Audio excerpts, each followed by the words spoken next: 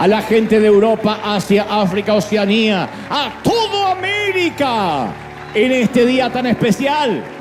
Buenos días, buenas tardes, buenas noches, gente de todo el mundo. Contentos, felices, gracias por conectarse. Llevamos casi, 50 minutos aquí en casa, localmente, adorando, cantando, celebrando. Pero ahora es el momento en que nos conectamos con toda esa iglesia maravillosa, virtual, que nos mira desde el otro lado, que siempre está en sus casas, en sus hogares. Esos miles, literalmente miles de dispositivos que se conectan en vivo para ser parte de nuestra iglesia. Si los pudiéramos ver, ¿cuántos estadios serían que generalmente en la semana superan el 1.000.000 de dispositivos? Ahora son, no sé, a la vez en Facebook, YouTube, serán 40, 50.000 personas. 50.000 dispositivos, familia detrás de cada pantalla, así que imagino que son muchos estadios a los cuales les mandamos un gran saludo y nos llena de enorme responsabilidad. Y esa es la iglesia que Dios ha traído hoy, los que están aquí y los que están del otro lado. Que Dios te bendiga, que Dios te guarde. Gracias por conectarte. Voy a transmitirte en minutos lo que creo Dios me dijo que te diga. Antes, acabamos de llegar de Tierra Santa. Vinimos de la República Argentina. Y fue realmente maravilloso todo lo que hemos vivido. La gira esta que lleva ya casi 40 ciudades en todo el mundo. Y empezó en Argentina, empezó en Buenos Aires hace más de 1 año y medio, con 2 funciones en el Estadio Luna Park, y después nos fuimos al resto del mundo, y esta vez llegamos a Argentina. Todavía nos queda este mes Monterrey, Guadalajara, Perú, Chile, pero bueno, esto ocurría en el Movistar Arena de Buenos Aires, donde la gente llegaba desde muy temprano, en un día donde en mi país, para variar, había paro de colectivos, de buses, no había transporte público por un tema sindical, etcétera, que no nos corresponde meternos ahora. Lo cierto es que se iba a complicar la llegada de mucha gente que lo hace a través del transporte público. No obstante, a pesar de las inclemencias del tiempo, no era el mejor día en temas climáticos, se llenó de un gentío, una multitud maravillosa, donde más de 10.000 personas estaban allí en ese estadio increíble que es el Movistar Arena. No faltaba un alma, estaban todos. Y entre los que estaban presentes, muchos políticos, muchos artistas. No lo digo respecto a que los demás no son importantes, pero a mí me llama mucho la atención futbolistas, famosos, que estaban allí. Me llama la atención que el mensaje pudo llegar a todos sin distinción de religiones, de credos, sin grietas políticas. Estaban todos, los que son de derecha, de izquierda, en temas políticos, vedette, actores, y después gente de todos los oficios, modelos que ahí estamos viendo, gente de todos los oficios, de todas las profesiones.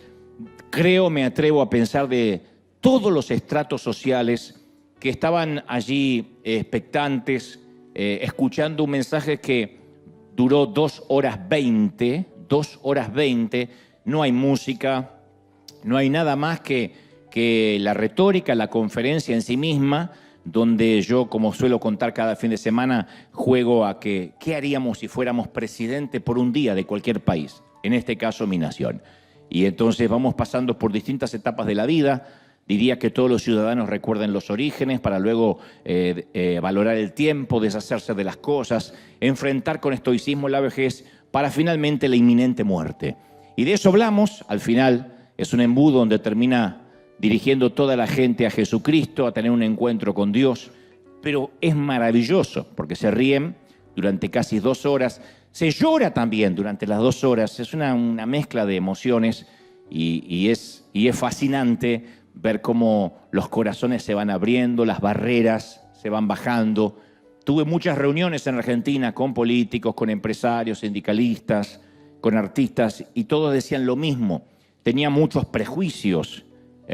Pensaban que el tema religioso, pastoral, todo eso siempre ocultaba un negocio detrás, y se dieron cuenta que no, especialmente en mi país, donde cada vez que voy, la recaudación total es donada a diferentes instituciones. Entonces, pero siempre es una sorpresa para esa noche. Nunca decimos, compre los boletos que van a ser donados. No, siempre es una sorpresa. Hay los que dicen, ¿y por qué el negocio y te llevas el dinero? Pero esa noche le damos la sorpresa que es donado a instituciones de bien público.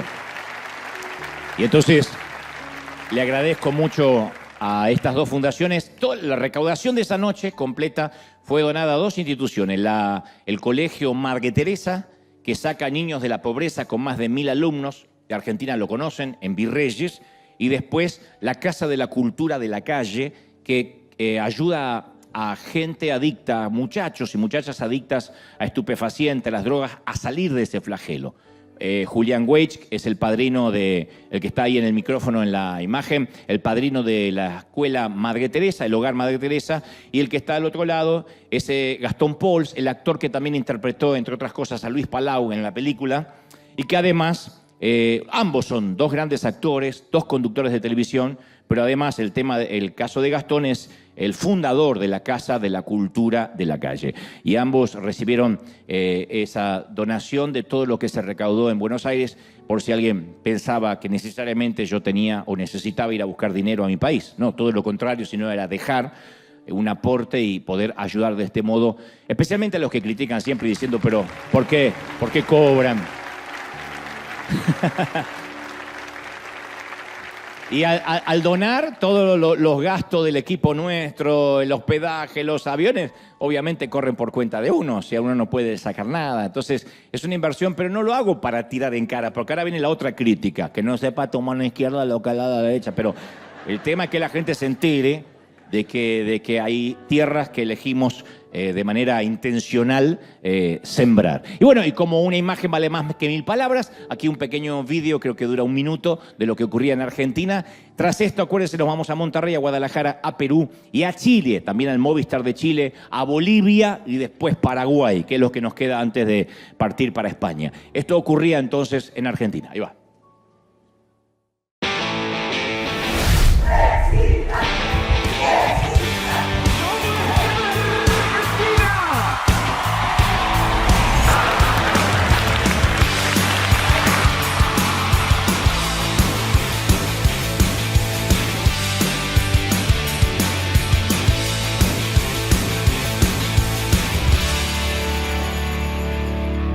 La verdad que hace mucho lo estamos esperando, compramos las entradas apenas salieron. Estoy muy emocionada, es hermoso volver a ver después de tantos años a Dante. Muy emocionante, pasamos de llanto, risa. La verdad que es recontra recomendable para todo el que lo quiera ver. Ojalá que vuelva pronto porque nos llevamos el corazón recontra 1000 lleno. Un espectáculo fantástico, unas palabras que te llegan realmente al corazón. Viajé desde Colombia para escuchar a Dante. En Colombia no fue fácil conseguir boleta, ya estaba lleno y decidí de cumpleaños darme este regalo.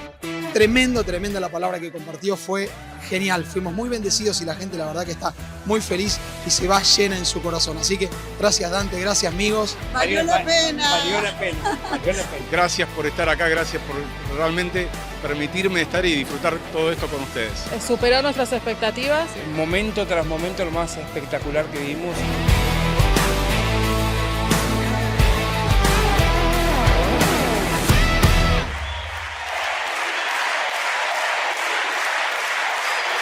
Saludo a toda Argentina, que siempre me recibe también, y las notas periodísticas también. Me hicieron sentir muy cómodo. Y es lindo tener un sitio donde regresar, un lugar donde uno nunca olvida las raíces.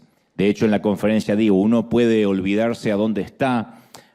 Nos hacemos de alguna forma ciudadanos del mundo.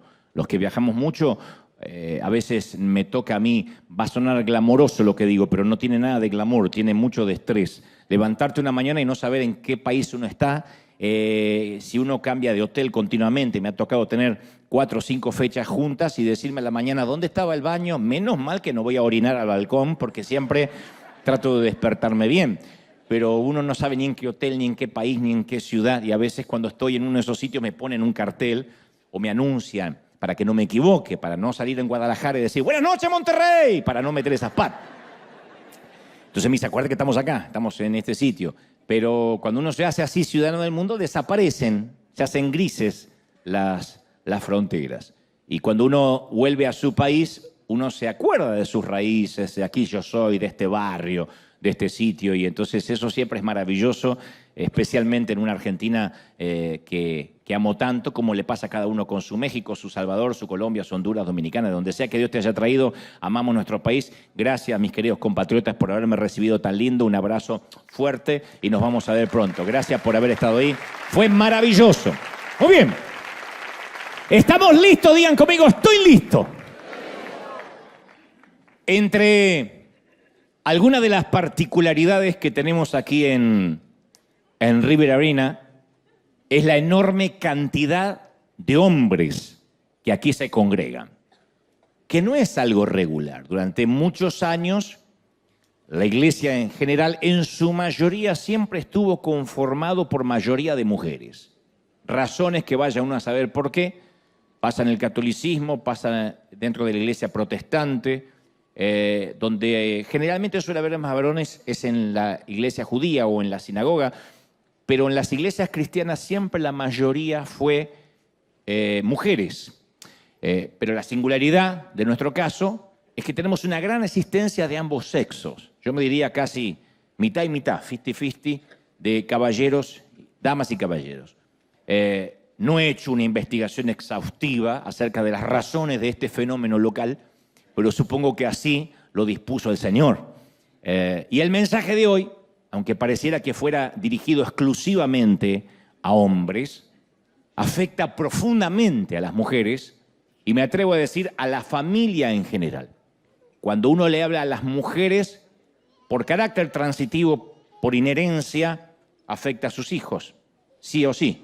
Cuando uno le habla a los hombres, afecta a toda la familia, a las mujeres, a su cónyuge, su pareja, su madre, sus hijos, sus hijas. Entonces, en primera instancia, necesitamos ser muy honestos con nosotros mismos e independientemente del sexo, estar abiertos para recibir esta palabra. Los varones hemos crecido en una sociedad patriarcal, no quiero decir machista, retrógrada, pero sí patriarcal, donde nos han adoctrinado desde pequeños, especialmente a los de mi generación, que una herida es algo que se debe ocultar.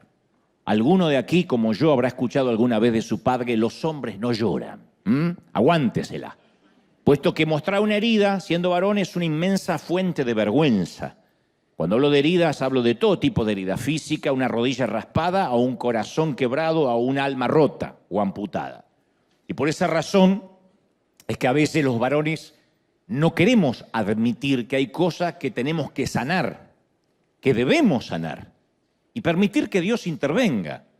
En ese sentido, las mujeres son más abiertas a sanar, a buscar inmediatamente, identificar. Digo siempre en la generalidad de la regla. Hay excepciones, por supuesto, pero el género femenino es de buscar inmediatamente la patología para inmediato dar con la terapia. Los varones no. Por eso cuando nosotros vamos al hospital, generalmente no vamos por sí mismos, sino que nos llevan en ambulancia, ¿no? Y decimos, estoy sano, estoy bien. Las mujeres ante cualquier detalle o una anomalía van y hacen una consulta. Los varones son más reticentes a eso. Y creo que en temas de heridas tenemos que ser más abiertos. El rey David no tuvo problemas, el salmista, en reconocer en el Salmo 109 y decir, estoy pobre, necesitado y mi corazón está herido dentro de mí. Era el rey, el monarca, jefe de Estado, el comandante en jefe de las Fuerzas Armadas de Israel, y sin embargo no tuvo ningún reparo en decir yo estoy herido. Sus escritos son poesías descarnadas de un hombre que no temía reconocer que debería sanar, que debía sanar, que dejaba que Dios interviniera en su corazón. Y hoy es mi deber recordarte, tanto a la iglesia aquí local como a los que nos miran de otras partes del globo, recordarte que Dios está fielmente comprometido con la restauración del corazón masculino. Y si dejamos que eso ocurra, también, insisto, las mujeres van a ser beneficiadas y bendecidas. Cuando el hombre se sana, cuando el hombre se sana, la mujer también es bendecida. No solo su entorno, el género en general.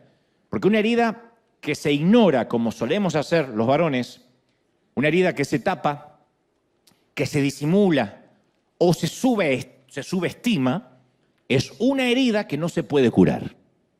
La vida espiritual siempre comienza con la aceptación de nuestro yo herido, de nuestras heridas, porque lo que se niega no se puede curar.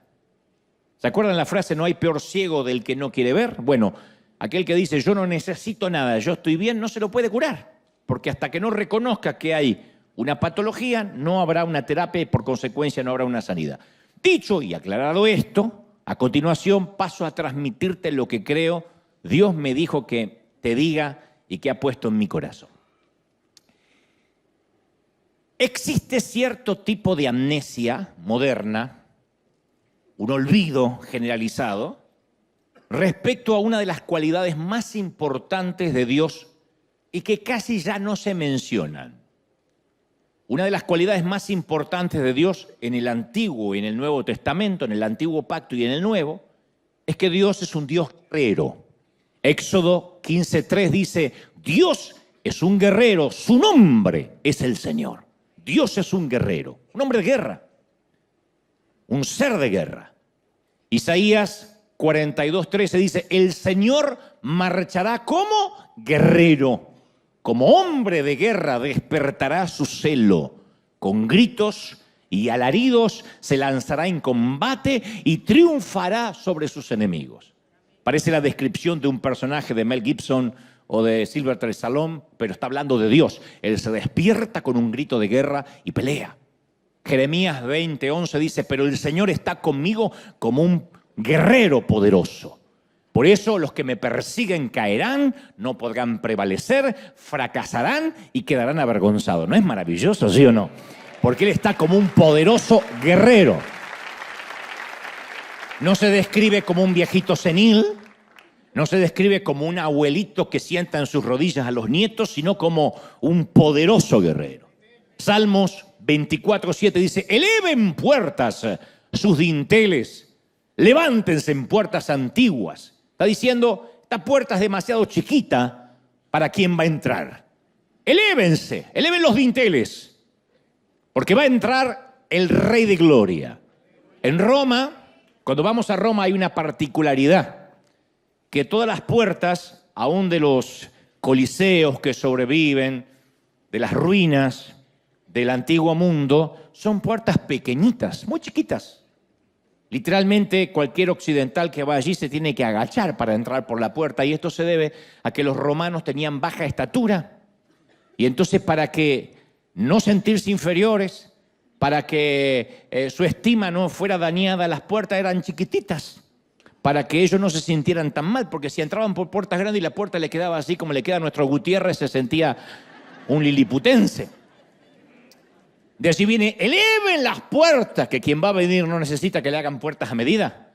¿Quién es este Rey de Gloria? El Señor fuerte y valiente, el Señor el valiente guerrero. Ese es el que va a entrar por las puertas. ¡Qué lindo! Entonces, nuestro Dios es un Dios guerrero, fuerte y temible en la batalla, y conduce personalmente a su propia infantería, a sus propios ejércitos. No es que lo fue alguna vez y esta es una licencia poética de los profetas, sino que lo sigue siendo. Dios no era un guerrero cuando joven y ahora en el 2024 es un viejito retirado en la Florida que proclama un amor hippie porque ya está viejo para pelear. Dios no es Biden, no es Trump, no es ninguno de los líderes que andan por allí pululando que decimos, bueno, ya es un hombre grande. Dios no es un hombre viejo, es grande, pero no es un ser viejo, alguien que dice, bueno, este era el muchacho joven. El Dios es el Dios guerrero que hizo al hombre a su imagen. Y una particularidad que encontramos en las Escrituras es que cuando el Espíritu del Señor viene sobre un hombre, específicamente sobre un varón, no lo afemina, no lo domestica, no lo convierte en un timorato, en un religioso pacato, en un retraído, en un mojigato, y mucho menos en alguien afeminado. No es que de pronto, ahora porque tengo la paz del Señor, soy como una blanca palomita. No es lo que ocurre. Cuando el Espíritu Santo viene sobre un hombre. En el caso de Sansón, Jueces 15:9 dice, y en ese momento el Espíritu del Señor vino sobre él con poder. Él estaba a punto de morir, Sansón, atrapado por los enemigos, y dice, y el Espíritu del Señor vino con poder. ¿Qué hizo? Ni se puso necesariamente a hablar en lenguas, ni le agarró el tembleque, ni se cayó al piso todo como un fideo mojado, sino que las sogas que ataban sus brazos se volvieron como fibra de lino quemada, y las ataduras de sus manos se deshicieron. Y al encontrar una quijada de burro, porque no tenía un arma que todavía estaba fresca, la agarró y con ella mató a 1000 hombres. Con una quijada de burro. Imagínate lo que pudo haber hecho con una espada, con un arma. Por cierto, una vez escribí un chiste cuando hacía humor gráfico de alguien que va y le dice, pastor, he visto que Sansón con una quijada de burro mató a 1000 filisteos, así que tengo esperanza que Dios me use. Y el pastor le dice, no me cabe la menor duda, si con una quijada de burro Dios lo usó tanto a Sansón, imagínate lo que puede hacer con el burro entero.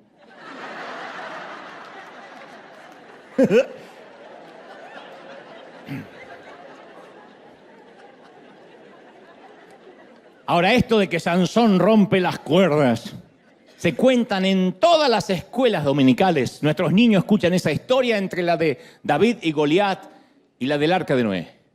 Pero jamás yo al menos he escuchado una maestra decir, ¿y esto, niños, que ocurrió con Sansón? Es lo que sucede cuando el Espíritu de Dios viene sobre un hombre. Nunca. Porque pensamos que en la actualidad cambió la manera en que un hombre es ungido, que cuando el Espíritu Santo viene sobre un hombre, lo hace hablar en lenguas, temblar un poquito, ser un poquito más bueno. Pero Sansón, apenas es lleno del Espíritu, se convierte en un guerrero grande, temible.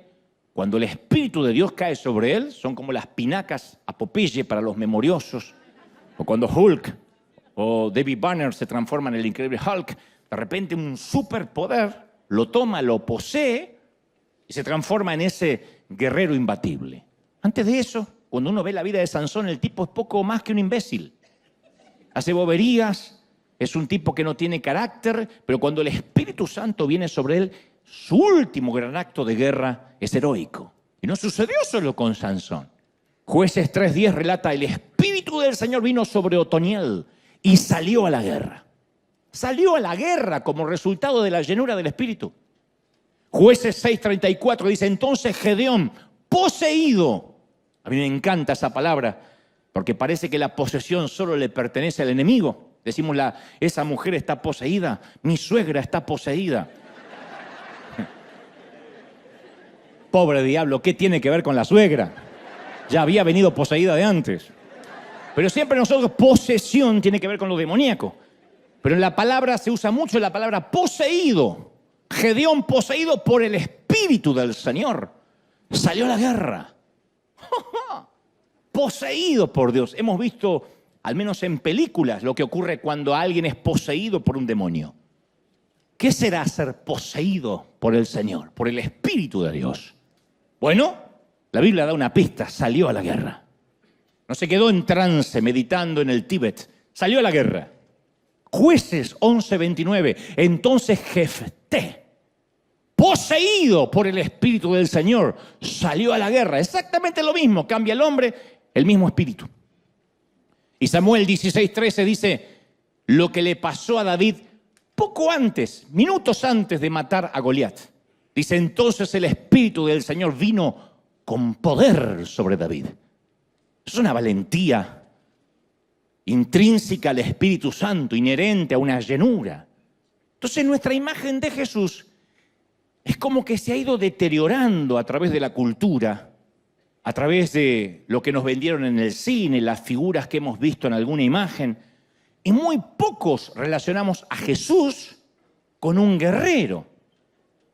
De hecho, hasta yo he visto gente que le cuesta hasta justificar el día en que Jesús se plantó como hombre, se enfadó y en un acto de agresividad premeditada se tomó el tiempo de hacerse un látigo de cuerdas y lo usó contra los mercaderes que ocupaban los atrios del templo.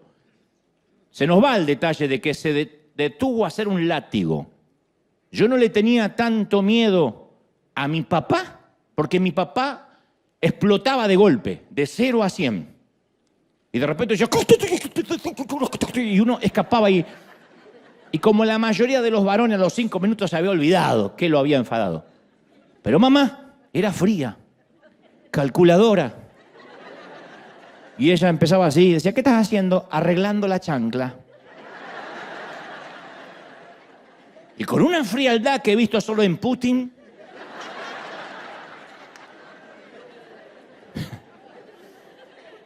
Hacía así y tiraba la chancla, que tenía unos sensores que podían perseguirte a lo largo de donde te escaparas. Eso era una violencia premeditada. Bueno, el Señor dice que se hizo un azote. O sea, no es que fue un momento que no pudo manejar, del cual luego tuvo que arrepentirse. No fue un desfase hormonal repentino, sino una faceta del Hijo de Dios que está allí porque quiere que sepamos que también existe, que a veces nos negamos a querer ver. No, así no actuaría Jesús. Él les hablaría con amor. Mercaderes del templo serían tan amables. Váyase.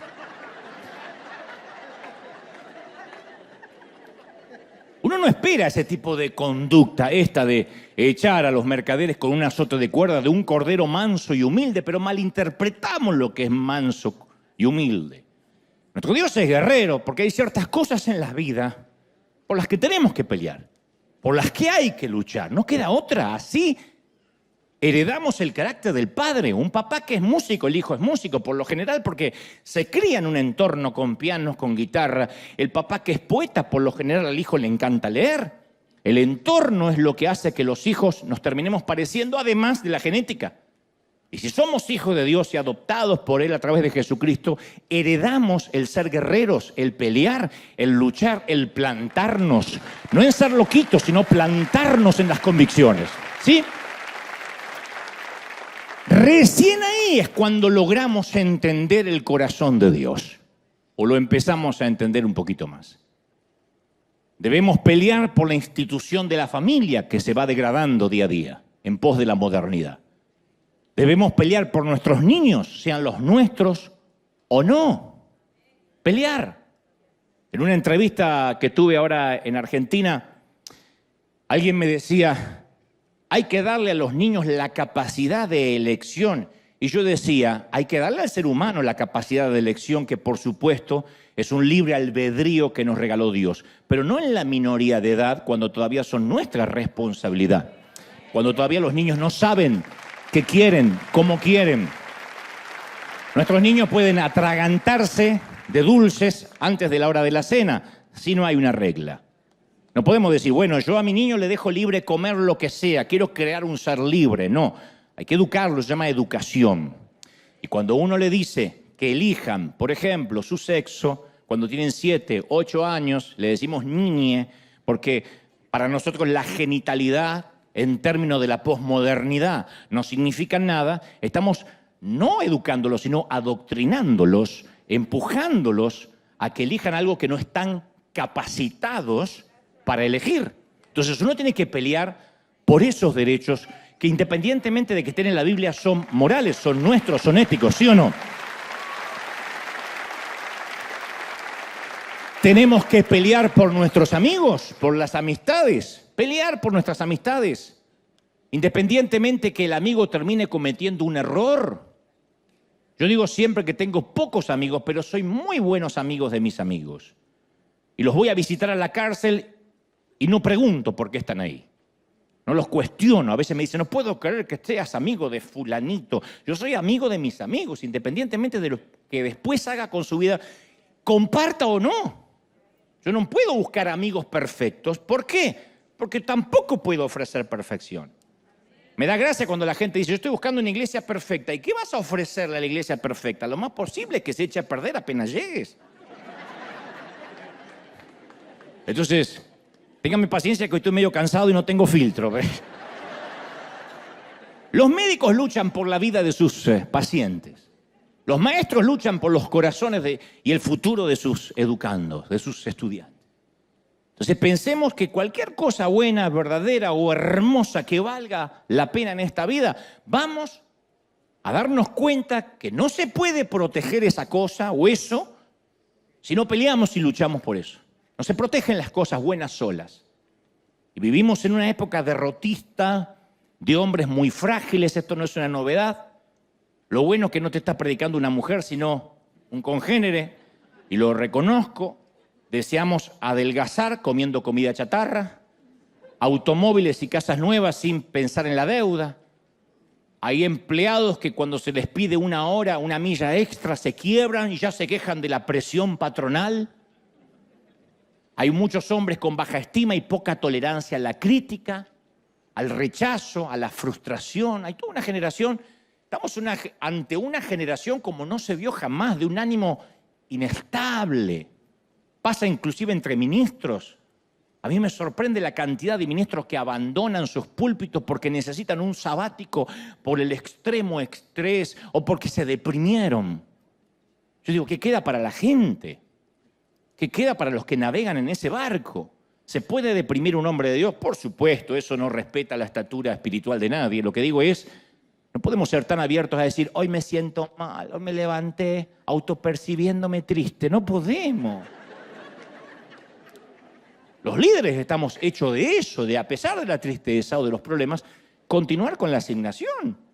Entonces hay gente que está preparada para el éxito, para el triunfo, para el empoderamiento, y cuando las cosas empiezan a salir mal, ante un imponderable, o son criticados, se desata en ellos una intolerancia desproporcionada. Se dice que es un grupo de hombres que por todo reclama, por todo se queja, por todo llora y por nada pelea. Se queja, reclama, y en eso están nuestros hijos también, o la mayoría. No puedo generalizar, pero una mayoría. Los sociólogos especializados afirman que vamos a una rumba, a una hombría de cristal, o lo que es peor, al fin del género, a la extinción del género masculino.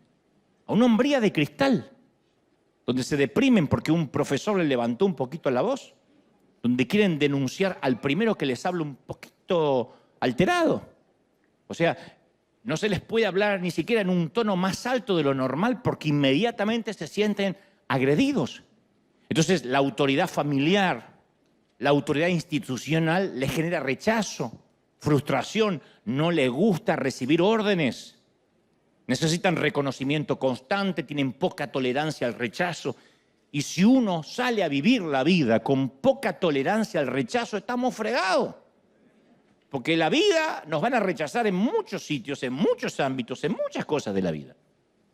El concepto psicológico usado para describir a los niños que no se desarrollan físicamente debido a que son mal alimentados se llama depravación enana, depravación pigmea. Depravar significa desviar el uso natural. Y se le dice depravación enana. Bueno, hay millones de hombres que son enanos en sus emociones, en su personalidad, debido a que no maduraron, debido a que tienen un retraso madurativo serio. Y alguien que no madura siempre le está echando la culpa al otro. Si fracasa en el matrimonio es por la loca que le tocó. Si abandona a los hijos es porque la presión no lo dejó, pobrecito, respirar y tuvo que salir a buscar otro horizonte. Si lo despiden del trabajo es porque el patrón no lo entendía. Y el problema siempre está en el afuera, en los demás. Me hirieron, me traicionaron, no me pastorearon. Es triste escuchar a hombres decir, es que no me dieron amor. De verdad. Me desilusionaron, no me llamaron. No se rían mucho las mujeres que el domingo que viene les hablo a ustedes, no. Tanto. Ya hay para ustedes también. También hay para ustedes, chicas. No, pero hay varones que viven irritados, ofendidos, sensibles. Y Mateo 11:12 afirma, y desde los días de Juan el Bautista hasta ahora, el reino de los cielos sufre violencia. ¿Quiénes lo arrebatan? Los violentos, los valientes. No dice sufre violencia, pero dejen que pase la guerra y después los corderitos pasan y conquistan. No, los violentos arrebatan el reino. No habla que el reino le es entregado a gente de mantequilla. Entonces nosotros estamos en una guerra, en un combate que es la vida, donde la guerra te ensucia, tiene efectos colaterales, hay gente que sale herida, y algunas veces la gente muere en la guerra. El reino de los cielos no está hecho para hombres que llevan pañales y que desaparecen cuando las cosas se ponen feas. Hay una película biográfica real del boxeador James Braddock llamada Cinderella Man, donde se muestra que cuando peleaba derribaba a rivales que eran más fuertes que él. Y cada vez que subía al ring tenía el fuego de un guerrero, pero no era Rocky Balboa, que es un personaje de ficción, es un boxeador real. Entonces en una conferencia de prensa le preguntaron ¿qué lo motiva a pelear como un león de esta manera? Y él respondió, leche. Él peleaba por la supervivencia de su familia, para que nunca más le faltara leche a sus niños. Era la época de la Gran Depresión en los Estados Unidos y había visto cómo sus niños lloraban por dolor de barriga, de no tener nada en el estómago, y él dijo, nunca voy a permitir que no tengan leche. A veces, para despertar el guerrero que hay en un hombre, Dios permite que la batalla tenga que golpear cerca de su propio hogar. Porque hay dos caminos ahí, cuando te pegan el hogar. El camino fácil de ponerse a orar para que Dios envíe leche, y el que sale a pelear por el sustento. Y dice, no me queda otra. Hay que apechugarla, hay que fajarse, hay que salir, hacer de tripas corazón y salir. Uno de los relatos más tristes de la historia de Israel se produce cuando se encuentran al borde de una vida totalmente nueva, la tierra prometida por Dios. Llegan hasta ahí al borde, tal como Dios lo prometió. Dios no es un ser maquiavélico que lo sacó a dar vueltas 40 años. Llegaron en el tiempo estipulado, al borde. Algunos presumen que fueron 3 meses de éxodo. Y en Deuteronomio 1:26 Dios dice, sin embargo, ustedes se negaron a pelear. Se negaron a pelear, no le hizo las cosas fáciles Dios, no le dijo, ay nenito, quieren entrar a la tierra prometida, ya los mato a todos los enemigos de un infarto. No, se negaron a pelear. Usted dice, ¿por qué Dios los mandaba a pelear? Porque a eso se dedica, porque es guerrero, porque Dios es hombre, es varón, porque es guerrero, porque es valiente, porque es poderoso. Pelea, mijo, pelea.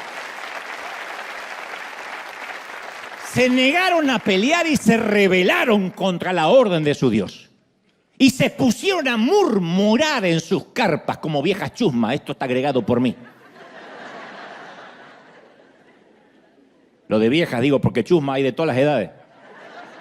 Y se pusieron a chismear en sus carpas diciendo, el Señor nos aborrece, nos hizo salir de Egipto para destruirnos. Qué dolor le produjo a Dios en el corazón ver los tipos chismeando. Diciendo, ay no, que nos aborrece, comíamos allá apio, comíamos cebolla.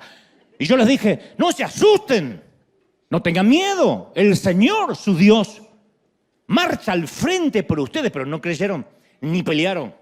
Por lo tanto, ni un solo hombre de esta generación verá la tierra que les prometí.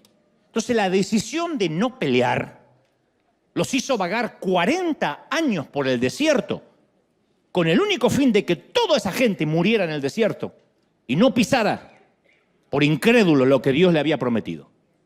Yo he escuchado cientos de mensajes diciendo, el desierto es inevitable. Siempre Dios te enviará al desierto, lo permite para procesarte. Interpretamos mal lo que pasó, gente. El desierto es algo que se puede evitar. La razón del desvío de 4 décadas por el desierto es que no quisieron pelear. En otras palabras, el desierto fue la consecuencia de negarse y confiar en Dios y pelear. Si hablamos en términos de desierto como Israel, está el desierto adrede donde uno se retira como Jesús a ayunar y a orar. Pero el desierto, ese que Dios no te deja llegar a destino, no es que Dios mantiene a la gente en el desierto, es la gente la que mantiene a Dios en el desierto. Y creo que actualmente, en lugar de creerle a un Dios guerrero, preferimos levantar la bandera blanca y rendirnos, porque pensamos que eso es ser cristiano. Suponemos y creemos que mientras dormimos, Dios será quien resista al enemigo. Eso es un pensamiento peligroso, antibíblico, esperar que Dios nos vaya resolviendo la vida y nos ponga rueditas en la bicicleta siempre. Un padre que ama realmente a sus hijos no lo lleva al baño, a menos que tenga una incapacidad lógica, no lo ayuda, no lo baña hasta los 18, 20 años. No le lleva el desayuno a la cama hasta los 40, y si alguien lo hace, por eso tenés un hijo así. Santiago 4.7 afirma Santiago 4.7. Así que sométanse a Dios, que esto es, obedezcan sus órdenes. Resistan al diablo y él huirá de ustedes. Resístanlo. Entonces vivimos en un mundo espiritual en guerra, pero la cristiandad actual nos empodera siempre para que compremos el auto del año. Nos dicen, vas a ser propietario, vas a dejar de rentar. Entre otras cosas, entre paréntesis, como si rentar fuera, nos pusieran un género menor de la humanidad. Nos dicen que si reclamamos y oramos, las almas van a venir solas. Nos hacen declarar proféticamente, pero yo nunca he escuchado, o pocas veces, que nos digan, sal a pelearte. Cuando hablo de pelearte, no digo que te agarres a trompada con el primer chino que maneje mal. Estoy hablando de pelear por las cosas que valen la pena. Entonces terminamos en una pasividad disfrazada de palabras de guerra, pero en realidad Dios nos ve como hundiendo barquitos en un juego de mesa, como en la batalla naval que jugábamos de niño. Ya pusimos 4 estacas a la ciudad, ya rociamos con aceite las puertas de la casa. Y Dios dice, sigan jugando, pero eso no es pelear. Pero ya hicimos el acto profético y reclamamos en el altar y lo tomamos porque nuestras palabras tienen poder. Pero todo eso es fe en la fe. Yo me puedo sentar encima de un tarro lleno de gasolina y no me lleva a ningún lado. Eso es la fe en la fe. En el nombre de Jesús, en el nombre de Jesús, en el nombre de Jesús. Y la gasolina no te vaya a ningún lado. La gasolina funciona a tracción cuando es puesta en fe en un vehículo. Entonces los hombres solemos padecer de esa pasividad, que obviamente ha roto el corazón de muchas mujeres y muchos hijos. A muchos hombres nos gusta tener sectores anímicos, emocionales o espirituales de nuestra vida, sectores de rendición y pasividad. Yo le llamo una zona desmilitarizada. Entonces no queremos guerra. Y está bien, no digo que esté mal, pero tenemos muchos lugares donde yo no te molesto y tampoco me molestes. Mi padre era de esos. Mi padre decía, yo salgo todos los días a poner el pan en la mesa. Así que cuando vuelvo a casa está prohibido traerme problemas. Obviamente nunca fui a decirle que me hacían bullying en el colegio. Nunca lo molesté con cuestiones de identidad, con lo que me avergonzaba ser pobre. Nunca pude hablar con él porque papá estaba ocupado para temas mayores y no trabajaba en el Pentágono, era carpintero, Pero a papá no había que molestarlo nunca. Y eso no solo sucede con el hogar, sino con la iglesia, con el trabajo, con los amigos, con Dios.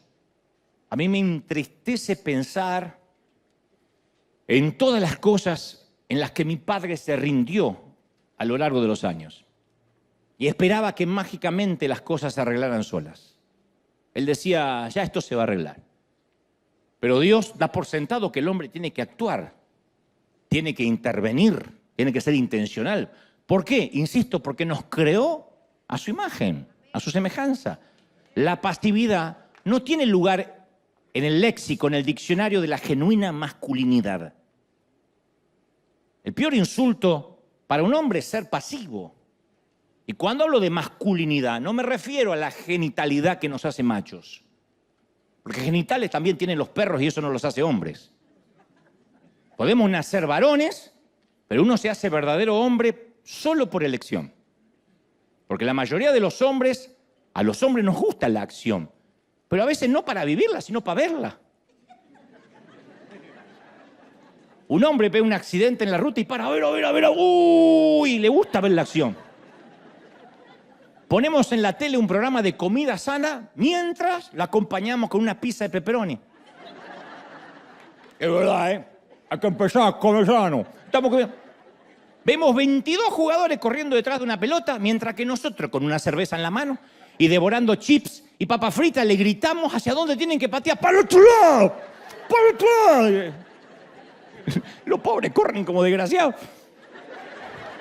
Y terminamos el partido y ¿qué decimos? ¡Qué vergüenza! ¿Cómo juegan? ¡Aprendan a jugar! Alcanzame el control remoto, no me quiero levantar. Pero ellos tienen que aprender a correr. Es increíble. ¿Por qué? Porque tenemos un gen para la acción, pero cuando está dormido solo la queremos ver. Somos pornógrafos de la acción, queremos ver cómo otro corre. Las mujeres, en cambio, necesitan el drama, la traición, el romance, el buen guión y el suspenso, el amor y el final feliz, a las 7, 6 centro. Mira una novela de 352 capítulos. Los hombres necesitamos una película donde el tipo a los 5 minutos agarre mínimo una pistola y mate, ya sea 700 ninja, japonés, alemán, indio, lo que sea que mate, pero que mate a alguien. No importa si no hay guión. Queremos que el tipo dispare, que el auto vuele, que el avión se caiga, que la ciudad explote, que ataquen los alienígenas, los zombies, King Kong o Godzilla, que alguien ataque. ¿O no? ¿Por qué? Porque fuimos creados por Dios y encontramos ánimo en el boxeador que va por un round más, en el soldado que aún herido sigue disparando. Algo nos dice, de ahí vienes. Cuando vemos que el jugador hace un gol en el último minuto, en el último segundo y da vuelta el resultado de un partido, saca ese tigre, ese león que hay dentro. ¿Por qué? Porque ese es nuestro origen. El tema es que cuando termina la película o el partido, ¿qué hacemos? En vez de salir a pelear por el honor de nuestros hijos, les damos una tablet para que se metan en la habitación y no nos molesten. En vez de ser apasionados, pero en vez de ir detrás de una pelota, apasionados para buscar a Dios, nos apasionamos en hacer maratones en Netflix. Entonces, la pasividad es el primer pecado que heredamos de Adán. La pasividad es edénica.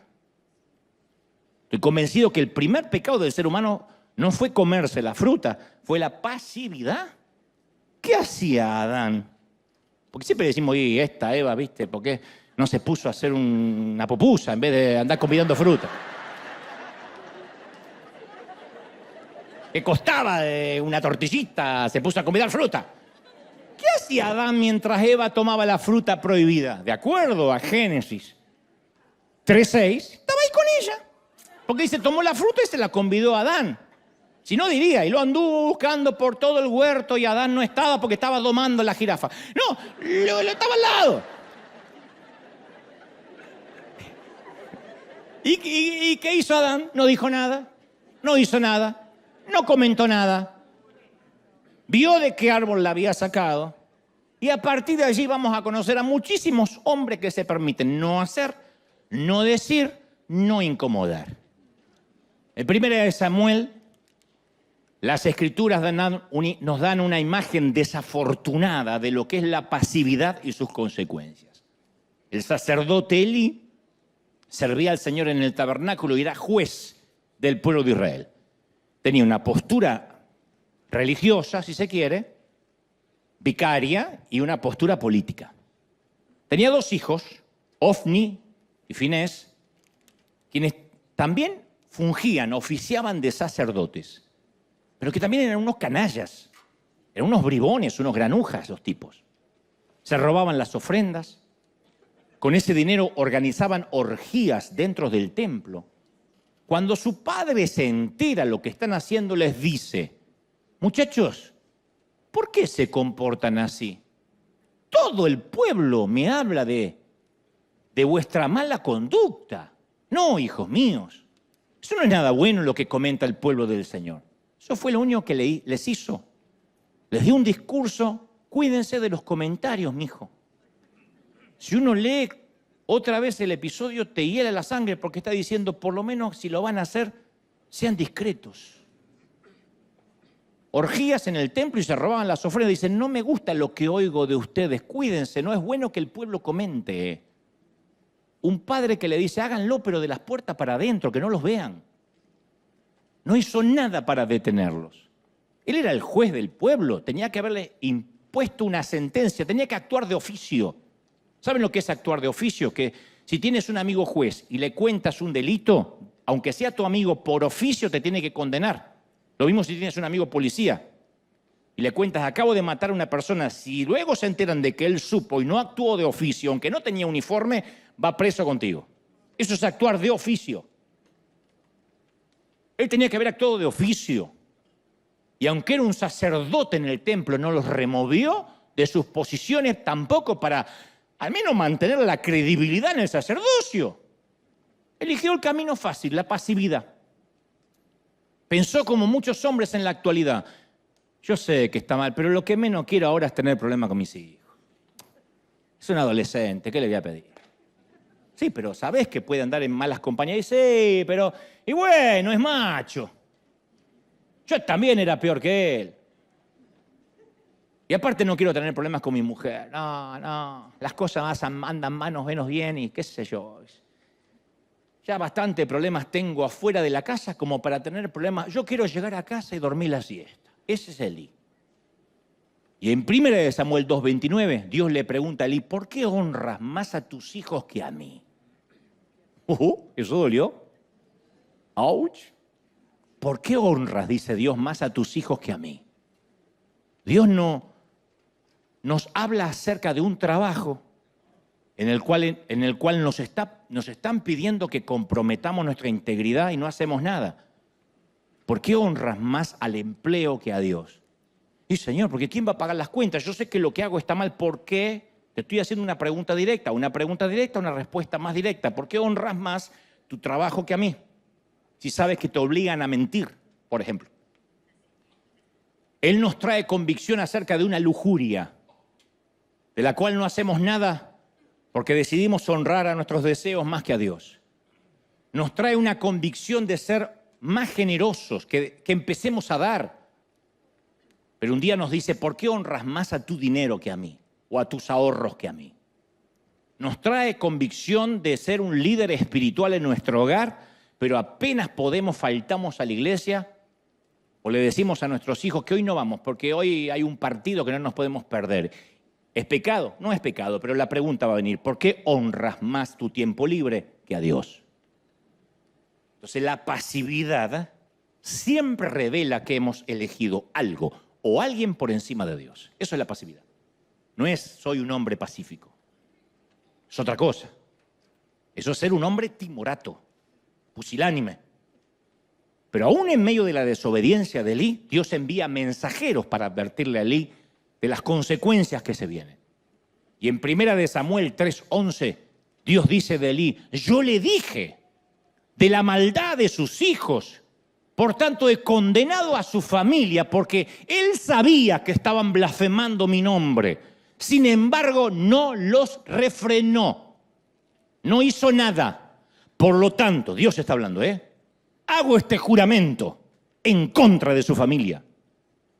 Ningún sacrificio ni ofrenda jamás hará que yo perdone el pecado de toda la familia de Elí, hasta su 3ª y 4ª generación. Ahí es cuando Elí tenía que actuar.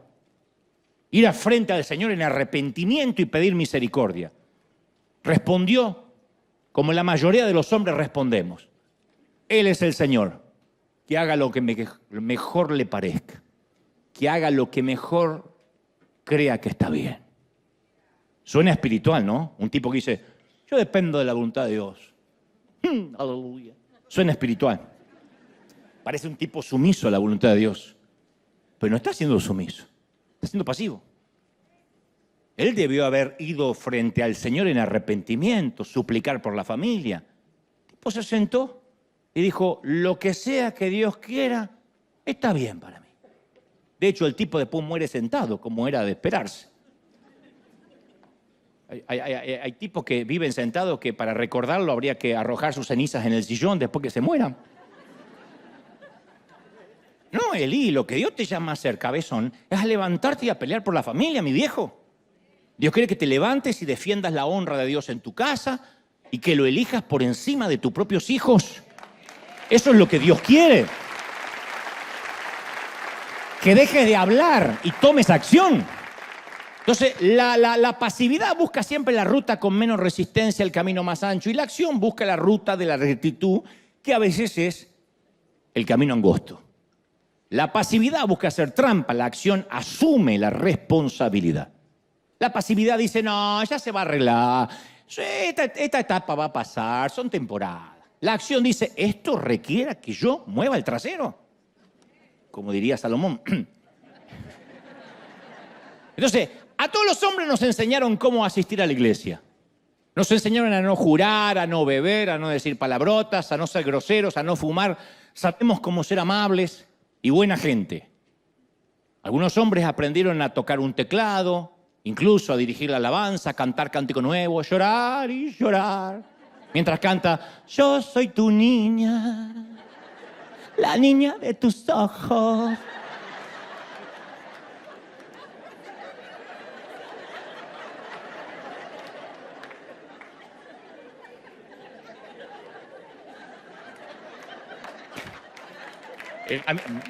No importa. Vamos a ser correctos con la especificación. La niña de los ojos es eso negrito que tenemos en el medio del iris, donde cuando uno mira los ojos de alguien, ve como una persona chiquitita. De allí el modismo coloquial, esa es la niña de tus ojos. O sea, es correcto, etimológicamente hablando. Pero yo nunca pude, no sé. No tengo duda de mi identidad sexual, pero nunca pude. Yo soy tu niña. Nunca pude. La niña de tus ojos. No puedo, no me sale. Perdón, soy de otra generación, yo sé. Pero no nos enseñaron cómo pelear.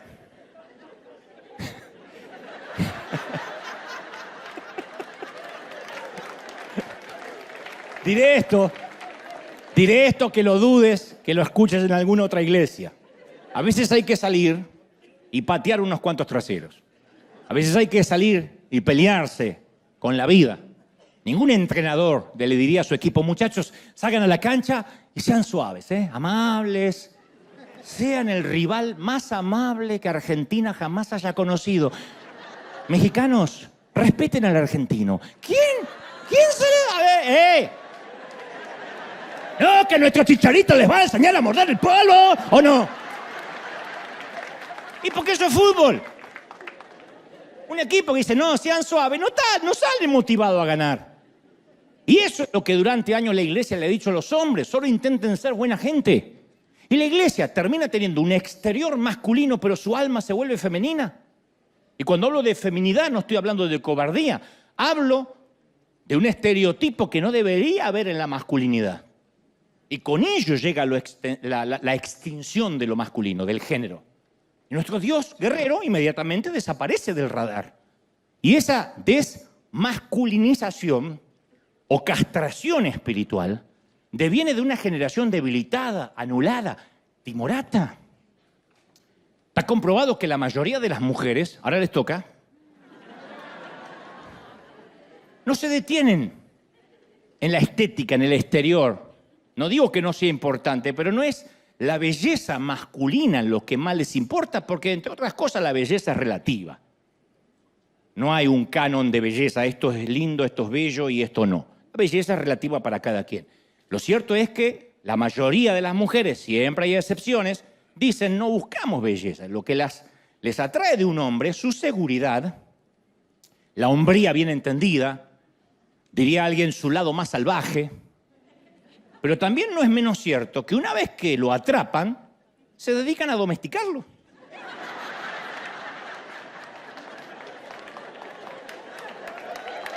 ¿O no?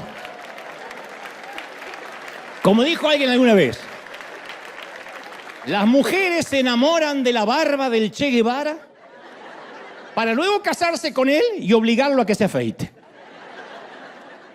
Entonces nadie metería un gran león en una pequeña jaula. Entonces, ¿por qué meter a un hombre ahí? Quizás sea por la misma razón que muchas veces metemos a Dios en una jaula. A un Cristo de bolsillo, a un Dios que tenemos la fórmula, los ingredientes y sabemos cómo funciona. Esto no le gusta a Dios, esto sí le agrada a Dios. Yo conozco a Dios y a Dios lo puedo manipular.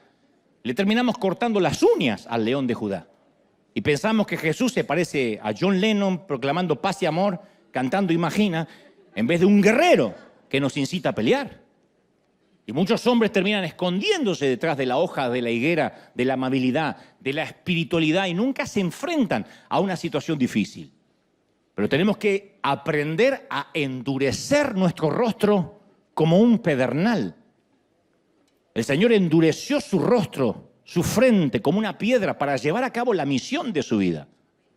Cuando hablo de dureza, no hablo de alguien que no se sonríe, que no tiene humor, que es malhumorado. Hablo de la dureza que menciona la palabra cuando dice endurece tu rostro como un pedernal. Habla de la perseverancia, del carácter, que es directamente proporcional al guerrero que lleva por dentro. Por eso en los campamentos del Army, en los campamentos de instrucción militar, están saturados de disciplina. Y uno dice, ¿pero por qué son tan duros? Porque saben que cuando el infierno cae en el campo de batalla, el enemigo no perdona. Y un hombre tiene que tener carácter para soportar lo que se viene. Alguien que es de cristal no puede ir a la línea de batalla, entonces se lo trata, dicen, de quebrar en el entrenamiento. Y ustedes dicen, si lo quiebran no va a servir para nada. No, tiene que pasar al segundo aliento del carácter, a entender, no importa lo que me griten, lo que me digan, yo soy un hombre de batalla. Y esto fue así en la Segunda Guerra Mundial, en la Primera Guerra Mundial, y es cierto, y tan cierto también en los conflictos de la vida y espirituales. El joven necesita esa fuerza de corazón para acabar sus estudios, para terminar la carrera que empezó, para mantener sus convicciones bajo la presión, bajo el esnovismo. Esto es lo que se hace, esto es lo que se estila. Es anticuado ser virgen, es anticuado no acostarte con quien quiera. El joven necesita la convicción para manejar su disciplina, sus convicciones, para manejar su carrera artística, profesional. Esto es absolutamente fundamental para desarrollar un corazón indoblegable. Aunque lo lapiden, lo azoten, lo encarcelen por predicar el evangelio, Pablo, el apóstol, se mantiene impertérrito, no cambia el mensaje, no retrocederá. Gloria a Dios, porque por eso tenemos las cartas de Efesios, Filipenses, Colosenses, Filemón. No retrocedió. No olvidemos que el sabio Salomón dijo, ¿acaso no dice la Escritura, hay un tiempo para todo lo que se hace? Un tiempo para plantar, para cosechar, un tiempo para la guerra y un tiempo para la paz. Eclesiastés 3:1. Y decimos, bueno, pero ya no estamos en guerra. No habla de un enfrentamiento bélico de armas, habla de la guerra de la vida. Hay un tiempo donde uno tiene que batallar. Y te digo algo más, no hay nada que mutile más la masculinidad y ampute la hombría. Nada despierta tanta rabia y frustración y falta de respeto al corazón de un hijo cuando presencia la pasividad de un padre. Te amputa o trata de hacerlo, te quita la masculinidad, la virilidad. Muchos niños y jóvenes se tienen que encargar de las luchas familiares porque sus padres no quieren hacerlo. Si un hijo se cría con un papá que está presente en el cuerpo, o sea, sentado en un sillón, pero ausente almáticamente, buscará la hombría en otra parte. De todas las maneras, Dios sabe que amé a mi padre. Dios sabe que lo honré hasta su último aliento. Pero también Dios sabe que detesté su pasividad. Odiaba su famosa frase, no sé, pregúntale a tu madre. Entiendo que haya que preguntarle a la madre sobre determinadas cosas que ella maneja. Entiendo que la patria potestad es compartida. Pero él nunca tomaba las decisiones difíciles de la casa, nunca. Lo que es aún peor, tampoco las fáciles. Y si algún día lograba que mi papá me diera permiso para hacer lo que sea, ya sea quedarme un ratito más leyendo, mirar tele, salir a algún sitio con un amigo, no le pedía cosas extrañas, mi madre inmediatamente venía y lo desautorizaba. No, pero mi papá me dijo, no importa lo que diga tu padre. Obviamente yo iba a quejarme con mi padre y entonces decía, mira, yo no quiero problemas con tu madre. Si dijo que no, es no. Pero me dijiste que sí. Bueno, pero habló tu madre. ¿Pero habló Dios o habló mi madre? Yo odiaba de eso. Y más de una vez le dije, pero por Dios se supone que eres el hombre aquí.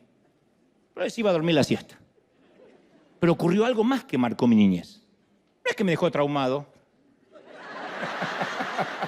No. Pero a poquito les voy abriendo el corazón.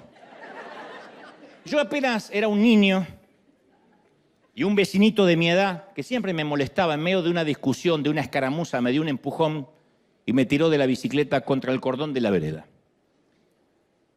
Yo me levanté, traté de defenderme, él volvió a empujarme y luego, no conforme con eso, fue a acusarme con su mamá, diciendo que yo lo había golpeado y yo lo había empujado. Pero eso no fue lo peor. La madre del pequeño endemoniado, del pequeño pichón de anticristo, llegó a mi casa y pidió hablar con mi padre. Y yo dije, esto va a terminar mal porque mi padre tuvo que cortar su siesta. Y era como que Dios detuvo la creación. Le dijo, mire, su hijo molesta a mi pequeño y lo acaba de empujar. Yo decía, no. Yo estaba hasta lastimado. Le digo, no, papá. Y supongo que mi padre, para resolver todo de manera explícita, pragmática, rápida, y regresar a su siesta, hay una bofetada, ¡puf! Ahí delante mismo, dice, frente a quien me había empujado y a su propia madre. Le dijo, señora, no volverá a pasar. Él va a estar castigado. ¡Adentro! Pero yo, ¡adentro! Me fui con mi madre y le conté lo que había ocurrido. Y ella dijo, bueno, yo te creo, pero tu padre no quiere tener problemas con los vecinos. Él debió defenderme, o al menos darme el derecho a réplica. Me merecía el beneficio de la duda. Pero él era de los que pretendían evitar conflictos y el cordón se cortaba por la parte más débil, el hijo. Él pensaba que yo nunca se lo iba a reclamar, de hecho no se lo reclamé nunca. Pero caramba que te marca. Su excusa es, somos cristianos. Cuando yo ya le cuento, después que durmió su merecida siesta, le digo, mira, yo no lo toqué, él me dice, bueno, somos creyentes. Los creyentes no nos podemos andar defendiéndonos. Y eso es un concepto errado de lo que significa ser un cristiano. Lo veo en las redes, que la gente te insulta, uno responde con una ironía, ay, ¿por qué así no respondería Jesús? Eso se llama ser un cobarde. Y como dijo una vez, provocar la paz no es lo mismo que mantenerla. Muchas veces para provocar la paz hay que salir a la guerra. No se ganan las batallas barriendo el conflicto debajo del tapete.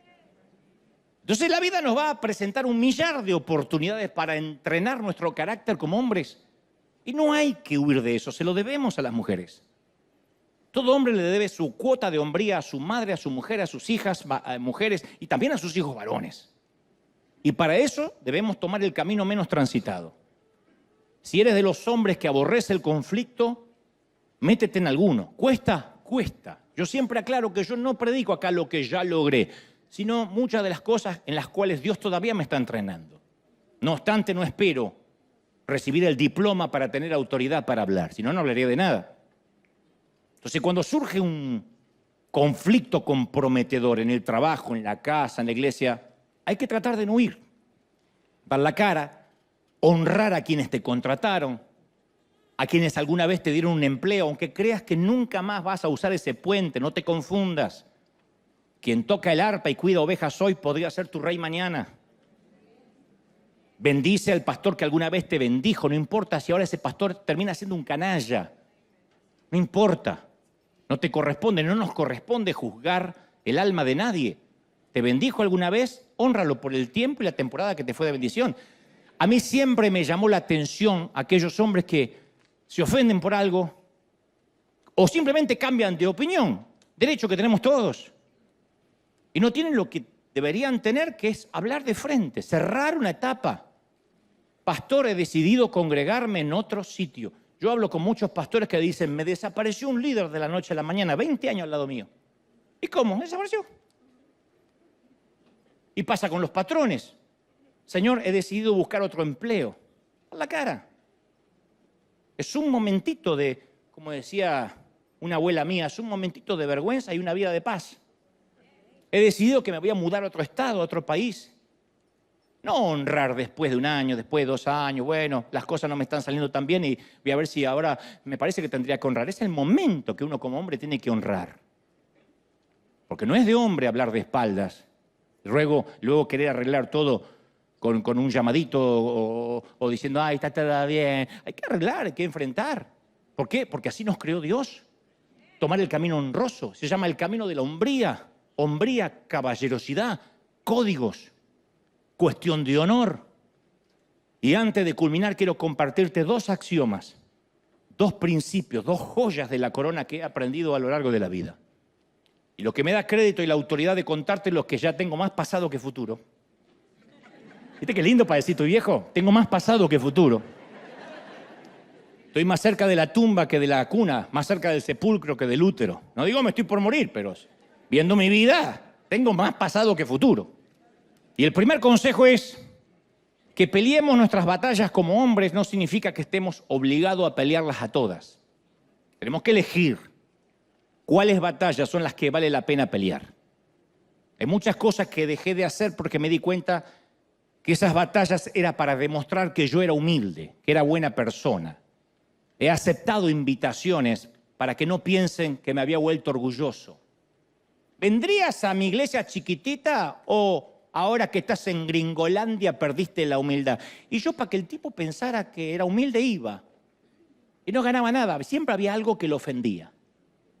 ¿Me haces un videíto? ¿Me bailás la conga? ¿Te subís al techo? No, no puedo. O sea, ya sabía que no eras humilde. No, hay forma de convencerlo. Entonces, durante mi juventud, he huido de muchas batallas que debía haber peleado. Pero también debo confesar con dolor que libré muchas batallas que Dios nunca me había enviado a pelear. Y el segundo consejo es, peleas tus batallas una sola vez. No pelees tus batallas dos veces. Una en la preocupación, en la anticipación y cuando realmente entras en la escaramuza. No pierdas horas de sueño en pensar cómo te enfrentarás mañana. Mañana tendrás las fuerzas del mañana. Esto también por experiencia. Yo fui muy preocupón por años. Entonces las batallas eran dobles. Toda la previa, la ansiedad de cómo me va a ir y el día de la batalla que llegaba agotado. A los soldados se los manda a dormir y descansar bien un día antes de la batalla. Y nosotros vamos a las peleas totalmente cansados, agobiados, estresados.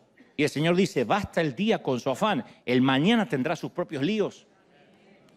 24 horas es el pan de cada día, no es el pan anual, no es el pan mensual, el pan nuestro de cada día. El maná es porque basta el afán para hoy, las alegrías de hoy y las victorias de hoy y las derrotas de hoy es para celebrarlas o lamentarlas hoy, no mañana ni ayer. Y la vida es más que una simple batalla y se compone de muchos altercados, muchas guerras, muchos conflictos. Y en todas ellas tenemos que estar dispuestos y decididos a vencer. Te levantas a la mañana y ahora sí en términos metafóricos, no prácticos, te levantas a patear demonios, a patear traseros, te levantas a pelear por lo que vale la pena. En la película Gladiador, la famosa película ganadora de tantos premios, está ambientada en el siglo II después de Cristo. El héroe es este guerrero de España llamado Máximo. Es el comandante de los ejércitos romanos, un general muy amado por sus hombres y por el envejecido emperador Marco Aurelio.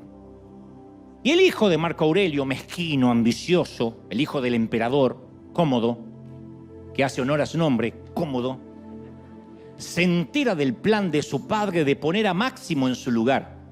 No a él como hijo, sino de elegir a este general como su sucesor. Y poco antes de que Marco Aurelio, el emperador, pueda pronunciar a su heredero, Cómodo estrangula a su propio padre. Y luego, obviamente, condena a Máximo y su familia a una ejecución inmediata. Máximo escapa, pero es demasiado tarde para salvar a su familia. Entonces es capturado por los traficantes de esclavos, es vendido como gladiador. Y ese destino solía ser una sentencia de muerte, pero este Máximo es un luchador. Y no solo sobrevive, se convierte en un campeón. En última instancia lo llevan a Roma, al Coliseo, para actuar o para hacer su demostración ante el emperador Cómodo, que por supuesto cree que Máximo está muerto hace tiempo.